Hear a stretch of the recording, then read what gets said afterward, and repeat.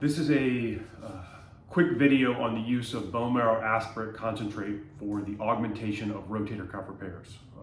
Bone marrow aspirate is when we take cells from inside your bone, and there's also growth factors in there, and inject those around your rotator cuff repair after you've had the procedure. This is something that has been studied extensively, and there's good data out there right now and good evidence that suggests that it does improve healing rates after the repair and also slightly decreases pain after your repair. I think that this is something that is beneficial for our patients and something that you should consider having done with your surgery. It is not covered by insurance, so it is a cash pay rate, and if you're interested in having this done, you can talk to our billing team and they can talk to you about pricing, etc.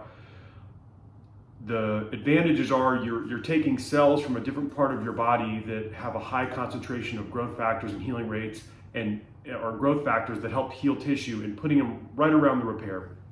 And the way that it works is you go to sleep right before your surgery. We pull the cells out of, and we go into your hip, in the back of your hip here, pull the cells out, concentrate them in a centrifuge. After your repair is done, we inject them around the repair site. This is all while you're asleep, and your rehab and everything else is standard.